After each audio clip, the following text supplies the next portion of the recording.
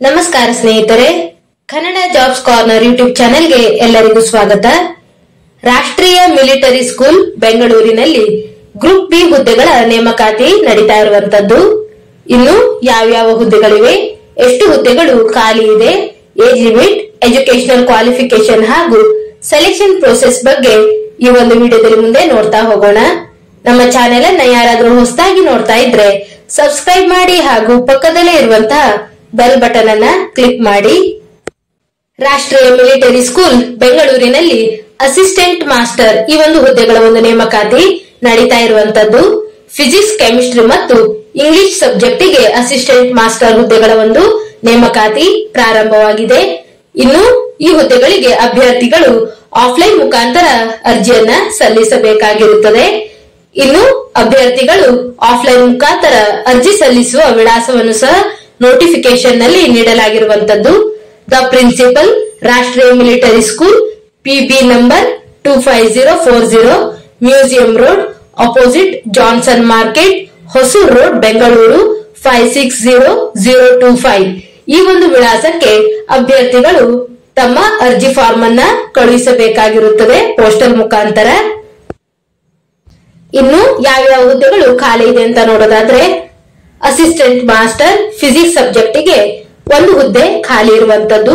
ಇದು UR category ಅಭ್ಯರ್ಥಿಗಳಿಗೆ ಮೀಸಲಾಗಿರುತ್ತದೆ. ಇನ್ನು ಅಸಿಸ್ಟೆಂಟ್ ಮಾಸ್ಟರ್ ಕೆಮಿಸ್ಟ್ರಿ OBC ಮತ್ತು SC ಕ್ಯಾಟಗರಿ ಅಭ್ಯರ್ಥಿಗಳಿಗೆ ಈ ಒಂದು ಹುದ್ದೆ ಮೀಸಲಾಗಿರುತ್ತದೆ.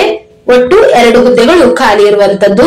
ಇನ್ನು ಅಸಿಸ್ಟೆಂಟ್ ಮಾಸ್ಟರ್ ಇಂಗ್ಲಿಷ್ ಸಬ್ಜೆಕ್ಟ್ ಗೆ EWS ಕ್ಯಾಟಗರಿ ಅವರಿಗೆ ಒಂದು ಹುದ್ದೆ ಖಾಲಿ ಇರುವಂತದ್ದು. ಇನ್ನು ಈ ಒಂದು ಹುದ್ದೆಗೆ ಸಂಬಂಧಪಟ್ಟಂತೆ ಏಜ್ ಲಿಮಿಟ್, ಎಜುಕೇಶನಲ್ ಕ್ವಾಲಿಫಿಕೇಶನ್ ಅನ್ನ ಮುಂದಿನ ಪೇಜ್ ನಲ್ಲಿ ಡೀಟೇಲ್ ಆಗಿ ನೋಡ್ತಾ ಹೋಗೋಣ. ಇನ್ನು ಅಭ್ಯರ್ಥಿಗಳಿಗೆ ಅರ್ಜಿ ಸಲ್ಲಿಸುವಂತಹ ವೆಬ್ಸೈಟ್ ವಿಳಾಸವನ್ನು ಸಹ ನೀಡಿರುವಂತದ್ದು. www.rashtriyamilitarischool.edu.in ಈ ಒಂದು ವೆಬ್ಸೈಟ್ಗೆ ಅರ್ಜಿ ಸಲ್ಲಿಸುವಂತಹ ಅಭ್ಯರ್ಥಿಗಳು ಭೇಟಿಯನ್ನ ನೀಡಬಹುದು. ಇನ್ನು ಅಭ್ಯರ್ಥಿಗಳಿಗೆ ಅರ್ಜಿ ಸಲ್ಲಿಸಲು ಕೊನೆಯ ದಿನಾಂಕವನ್ನು ಸಹ ನೋಟಿಫಿಕೇಶನ್ ನಲ್ಲಿ ನೀಡಿದ್ದಾರೆ. ಅಭ್ಯರ್ಥಿಗಳಿಗೆ ನೋಟಿಫಿಕೇಶನ್ ಬಿಡುಗಡೆಯಾದ ದಿನದಿಂದ 42 ದಿನಗಳವರೆಗೆ ಕಾಲಾವಕಾಶ ಇರುತ್ತದೆ.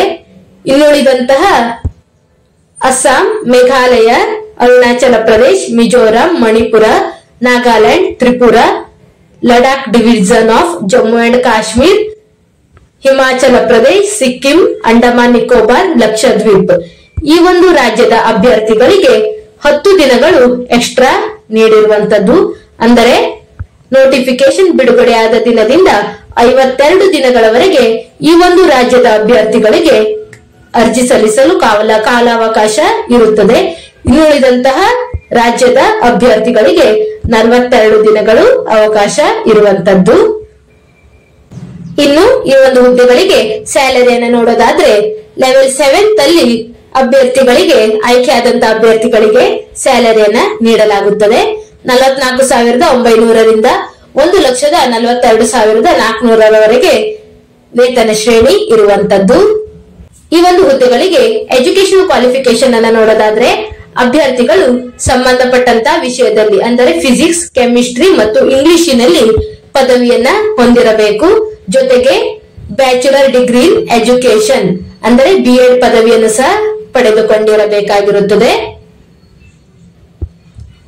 ಇನ್ನು ಅಸಿಸ್ಟೆಂಟ್ ಮಾಸ್ಟರ್ ಫಿಸಿಕ್ಸ್ ಈ ಒಂದು ವಿಷಯಕ್ಕೆ ನೋಡೋದಾದ್ರೆ, ಬ್ಯಾಚುಲರ್ ಡಿಗ್ರಿ ಇನ್ ಫಿಸಿಕ್ಸ್ ನಲ್ಲಿ ಅಭ್ಯರ್ಥಿಗಳು ಪದವಿಯನ್ನ ಪಡೆದುಕೊಂಡಿರಬೇಕಾಗಿರುತ್ತದೆ. 3 ವರ್ಷಗಳ ಒಂದು ಪದವಿಯನ್ನ ಪಡೆದುಕೊಂಡಿರಬೇಕು. ಅಸಿಸ್ಟೆಂಟ್ ಮಾಸ್ಟರ್ ಕೆಮಿಸ್ಟ್ರಿ ಈ ಒಂದು ಹುದ್ದೆಗೆ ನೋಡೋದಾದ್ರೆ 3 ವರ್ಷಗಳ ಒಂದು ಪದವಿಯನ್ನ ಪಡೆದುಕೊಂಡಿರಬೇಕಾಗಿರುತ್ತದೆ. ಕೆಮಿಸ್ಟ್ರಿ ವಿಷಯದಲ್ಲಿ ಪದವಿಯನ್ನ ಪಡೆದಿರಬೇಕು. ಇನ್ನು ಅಸಿಸ್ಟೆಂಟ್ ಮಾಸ್ಟರ್ ಇಂಗ್ಲಿಷ್ ಈ ಒಂದು ಹುದ್ದೆಗೆ ನೋಡೋದಾದ್ರೆ 3 ವರ್ಷಗಳ ಒಂದು ಇಂಗ್ಲಿಷ್ ಪದವಿಯನ್ನ ಪಡೆದುಕೊಂಡಿರಬೇಕಾಗಿರುತ್ತದೆ. ಇನ್ನು ಡಿಸೈರೇಬಲ್ ಕ್ವಾಲಿಫಿಕೇಶನ್ ಅನ್ನು ಸಹ ನೀಡಿರುವಂತದ್ದು. ಸ್ನಾತಕೋತ್ತರ ಪದವಿಯನ್ನ ಪಡೆದುಕೊಂಡಿರೋರು ಸಹ ಅರ್ಜಿಯನ್ನ ಸಲ್ಲಿಸಬಹುದು. ಅಂದರೆ ಫಿಸಿಕ್ಸ್, ಕೆಮಿಸ್ಟ್ರಿ ಮತ್ತು ಇಂಗ್ಲಿಷಿನಲ್ಲಿ ಸ್ನಾತಕೋತ್ತರ ಪದವಿ ಪಡೆದ ಅಭ್ಯರ್ಥಿಗಳು ಸಹ ಅರ್ಜಿಯನ್ನ ಸಲ್ಲಿಸಬಹುದಾಗಿರುತ್ತದೆ. 1 ವರ್ಷಗಳ ಒಂದು ಟೀಚಿಂಗ್ ಎಕ್ಸ್ಪೀರಿಯನ್ಸ್ ಅನ್ನು ಸಹ ಹೊಂದಿರಬೇಕಾಗಿರುತ್ತದೆ. Proficiency in English in reading, writing and speaking. ಅಂದ್ರೆ ಇಂಗ್ಲಿಷಿನಲ್ಲಿ ಪ್ರೊಫಿಷಿಯನ್ಸಿ ಹೊಂದಿರುವ ಅಭ್ಯರ್ಥಿಗಳು ಸಹ ನೈಪುಣ್ಯತೆಯನ್ನು ಹೊಂದಿರುವ ಅಭ್ಯರ್ಥಿಗಳು ಅರ್ಜಿಯನ್ನ ಸಲ್ಲಿಸಬಹುದು. ಇನ್ನು ಸ್ಪೋರ್ಟ್ಸ್ ಪರ್ಸನ್ಗಳು ಸಹ ಅರ್ಜಿಯನ್ನ ಸಲ್ಲಿಸಬಹುದಾಗಿರುತ್ತದೆ. ಇನ್ನು ಸಿಟಿಇಟಿ ಅಂದರೆ ಸೆಂಟ್ರಲ್ ಟೀಚರ್ ಎಲಿಜಿಬಿಲಿಟಿ ಟೆಸ್ಟ್, ಈ ಒಂದು ಟೆಸ್ಟ್ ನಲ್ಲಿ ಪಾಸ್ ಆದಂತ ಅಭ್ಯರ್ಥಿಗಳು ಸಹ ಅರ್ಜಿಯನ್ನ ಸಲ್ಲಿಸಬಹುದು. ಜೊತೆಗೆ ಕಂಪ್ಯೂಟರ್ ನಾಲೆಜ್ ಅನ್ನು ಸಹ ಹೊಂದಿರಬೇಕಾಗಿರುತ್ತದೆ. ಇವಿಷ್ಟು ಡಿಸೈರಬಲ್ ಕ್ವಾಲಿಫಿಕೇಶನ್ ಆಗಿರುವಂತದ್ದು. ಇನ್ನು ಏಜ್ ಲಿಮಿಟ್ ಅನ್ನು ನೋಡೋದಾದ್ರೆ ಅಭ್ಯರ್ಥಿಗಳು 30 ವರ್ಷದ ಒಳಗಿನ ಎಲ್ಲ ಅಭ್ಯರ್ಥಿಗಳು ಅರ್ಜಿಯನ್ನ ಸಲ್ಲಿಸಬಹುದು. ಇನ್ನು ಈ ಒಂದು ಹುದ್ದೆಗಳಿಗೆ ಏಜ್ ಲಿಮಿಟ್ ಅನ್ನು ನೋಡೋದಾದ್ರೆ ಸರ್ಕಾರಿ ಇಲಾಖೆಯಲ್ಲಿ ಸೇವೆ ಸಲ್ಲಿಸುತ್ತಿರುವಂತಹ ನೌಕರರಾದರೆ 5 ವರ್ಷಗಳ ಒಂದು ಏಜ್ ರಿಲ್ಯಾಕ್ಸೇಷನ್ ಇರುತ್ತದೆ. ಇನ್ನು ಎಕ್ಸ್ ಸರ್ವಿಸ್ ಮೆನ್ ಗಳಾಗಿದ್ದರೆ ಅವರು ಸೇನೆಯಲ್ಲಿ ಎಷ್ಟು ವರ್ಷ ಸೇವೆ ಸಲ್ಲಿಸಿರುತ್ತಾರೋ ಅದರ ಆಧಾರದ ಮೇಲೆ ಅವರಿಗೆ ಏಜ್ ರಿಲ್ಯಾಕ್ಸೇಷನ್ ಇರುವಂತದ್ದು. ಇನ್ನು ಎಸ್ಸಿ ಕೆಟಗರಿಯ ಅಭ್ಯರ್ಥಿಗಳಾಗಿದ್ದರೆ ಅವರಿಗೆ 5 ವರ್ಷಗಳ ಒಂದು ಏಜ್ ರಿಲ್ಯಾಕ್ಸೇಷನ್ ಇರುತ್ತದೆ. ಇನ್ನು ಒಬಿಸಿ ನಾನ್ ಕ್ರೀಮಿ ಲೇಯರ್ ಈ ಒಂದು ಅಭ್ಯರ್ಥಿಗಳಾಗಿದ್ದರೆ 3 ವರ್ಷಗಳ ಒಂದು ಏಜ್ ರಿಲ್ಯಾಕ್ಸೇಷನ್ ಇರುವಂತದ್ದು. ಇನ್ನು ಅಪ್ಲಿಕೇಶನ್ ಫೀಸ್ ಬಗ್ಗೆ ನೋಡೋದಾದ್ರೆ ಅಭ್ಯರ್ಥಿಗಳು ಪೋಸ್ಟಲ್ ಮುಖಾಂತರ ಡಿಡಿ ಮೂಲಕ ಅಪ್ಲಿಕೇಶನ್ ಫೀಸ್ ಅನ್ನ ಪೇ ಮಾಡಬೇಕಾಗಿರುತ್ತದೆ. ಯುಆರ್, ಇಡಬ್ಲ್ಯೂಎಸ್ ಮತ್ತು ಒಬಿಸಿ ಕೆಟಗರಿಯ ಒಂದು ಅಭ್ಯರ್ಥಿಗಳಾಗಿದ್ದರೆ ಪೋಸ್ಟಲ್ ಮುಖಾಂತರ 100 ರೂಪಾಯಿ ಡಿಡಿಯನ್ನ ಮಾಡಬೇಕು. ಇನ್ನು ಎಸ್ಸಿ ಕೆಟಗರಿ ಅಭ್ಯರ್ಥಿಗಳಾಗಿದ್ದರೆ 50 ರೂಪಾಯಿ ಡಿಡಿಯನ್ನ ಮಾಡಬೇಕಾಗಿರುತ್ತದೆ. ಇನ್ನು ಪ್ರಿನ್ಸಿಪಲ್ ರಾಷ್ಟ್ರೀಯ ಮಿಲಿಟರಿ ಸ್ಕೂಲ್ ಬೆಂಗಳೂರು ಈ ಒಂದು ಹೆಸರಿನಲ್ಲಿ ಅಭ್ಯರ್ಥಿಗಳು ಡಿಡಿಯನ್ನ ಮಾಡಬೇಕಾಗಿರುತ್ತದೆ. ಇನ್ನು ಎಕ್ಸ್ ಸರ್ವಿಸ್ ಮೆನ್ ಗಳಿಗೆ ಯಾವುದೇ ಎಕ್ಸಾಮಿನೇಷನ್ ಫೀಸ್ ಇರೋದಿಲ್ಲ. ಉಳಿದಂತ ಎಲ್ಲ ಅಭ್ಯರ್ಥಿಗಳು ಪೋಸ್ಟಲ್ ಮುಖಾಂತರ ಡಿಡಿಯಲ್ಲಿ ಒಂದು ತಮ್ಮ ಅಪ್ಲಿಕೇಶನ್ ಫೀಸ್ ಅನ್ನ ಪೇಮೆಂಟ್ ಮಾಡಬೇಕಾಗಿರುತ್ತದೆ. ಇನ್ನು ಅಪ್ಲಿಕೇಶನ್ ಟೈಪ್ಡ್ ಆರ್ ರಿಟರ್ನ್ ಅಂದರೆ ಅಪ್ಲಿಕೇಶನ್ ಫಾರ್ಮ್ ಅನ್ನ ಕೈ ಬರದಲ್ಲಿ ಬರೆದಂತ ಅಥವಾ ಟೈಪ್ ಮಾಡಿದಂತ ಅಪ್ಲಿಕೇಶನ್ ಫಾರ್ಮ್ ಅನ್ನ ನಮ್ಮ ಎಲ್ಲ ದಾಖಲಾತಿಗಳನ್ನ ಲಗತ್ತಿಸಿ ಅಂದರೆ ನಮ್ಮ ಎಜುಕೇಶನಲ್ ಕ್ವಾಲಿಫಿಕೇಶನ್ ಗೆ ಸಂಬಂಧಪಟ್ಟಂತಹ ಡಾಕ್ಯುಮೆಂಟ್ಗಳು, ಕಾಸ್ಟ್ ಸರ್ಟಿಫಿಕೇಟ್ಗಳು, ನಮ್ಮ ಅಡ್ರೆಸ್ ಪ್ರೂಫ್ ಗೆ ಸಂಬಂಧಪಟ್ಟಂತ ಡಾಕ್ಯುಮೆಂಟ್ಗಳು, passport size 2 photos, self attested copies of date of birth, examination passed, experience ಸರ್ಟಿಫಿಕೇಟ್ಗಳು ಇವೆಲ್ಲವನ್ನು ಸಹ ಸೆಲ್ಫ್ ಅಟೆಸ್ಟೆಡ್ ಕಾಪಿಯನ್ನ ಲಗತ್ತಿಸಿ ಅಪ್ಲಿಕೇಶನ್ ಫಾರ್ಮ್ ಅನ್ನ ನಾವು ಸ್ಪೀಡ್ ಪೋಸ್ಟ್ ಮಾಡಬೇಕಾಗಿರುತ್ತದೆ. ಇನ್ನು ಅಭ್ಯರ್ಥಿಗಳು ಅಪ್ಲಿಕೇಶನ್ ಫಾರ್ಮ್ ಅನ್ನ ಕಳಿಸುವಂತ ವಿಳಾಸವನ್ನು ಸಹ ನೀಡಿದ್ದಾರೆ. ಪ್ರಿನ್ಸಿಪಲ್ ರಾಷ್ಟ್ರೀಯ military school, Richmond town, Hosur road, Johnson market, Bengaluru ಈ ಒಂದು ಅಡ್ರೆಸ್ ಗೆ ಅಭ್ಯರ್ಥಿಗಳು ರಿಜಿಸ್ಟರ್ ಪೋಸ್ಟ್ ಮುಖಾಂತರ ನಮ್ಮ ಅಪ್ಲಿಕೇಶನ್ ಫಾರ್ಮ್ ಅನ್ನ ಕಳುಹಿಸಬೇಕು. ಇನ್ನು ಸೆಲೆಕ್ಷನ್ ಪ್ರೊಸೀಜರ್ ಬಗ್ಗೆ ನೋಡೋದಾದ್ರೆ 2 ಹಂತಗಳಲ್ಲಿ ಅಭ್ಯರ್ಥಿಗಳನ್ನ ಆಯ್ಕೆ ಮಾಡಿಕೊಳ್ಳಲಾಗುತ್ತದೆ.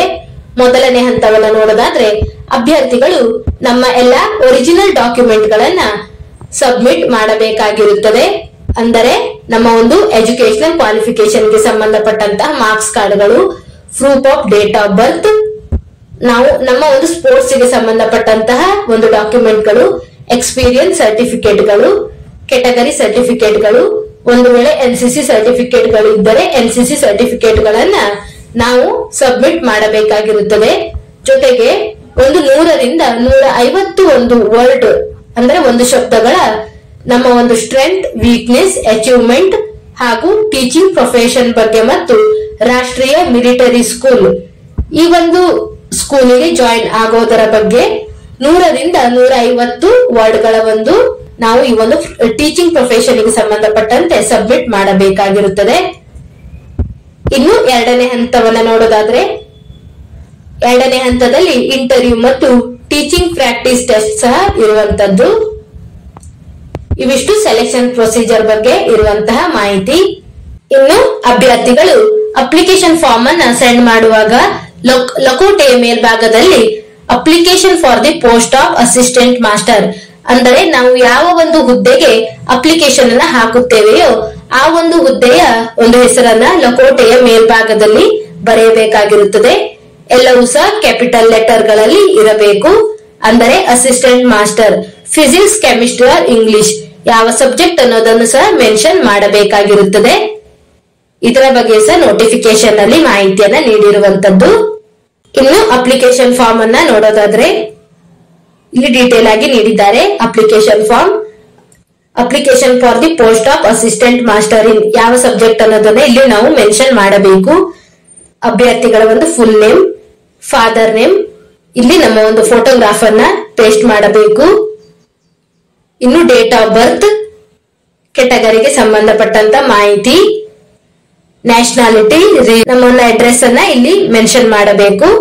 ಇನ್ನು ಮೊಬೈಲ್ ನಂಬರ್, ಇಮೇಲ್ ಐಡಿ ಜೊತೆಗೆ ನಮ್ಮ ಒಂದು ಪ್ರೊಫೆಷನಲ್ ಕ್ವಾಲಿಫಿಕೇಶನ್ ಗಳನ್ನು ಸಹ ಈ ಒಂದು ಫಾರ್ಮ್ ಅಲ್ಲಿ ಎಲ್ಲವನ್ನು ಮೆನ್ಷನ್ ಮಾಡಬೇಕು ಮತ್ತು ಎಕ್ಸ್ಪೀರಿಯನ್ಸ್ ಬಗ್ಗೆಯೂ ಸಹ ನಾವು ಇಲ್ಲಿ ಮೆನ್ಷನ್ ಮಾಡಬೇಕಾಗಿರುತ್ತದೆ.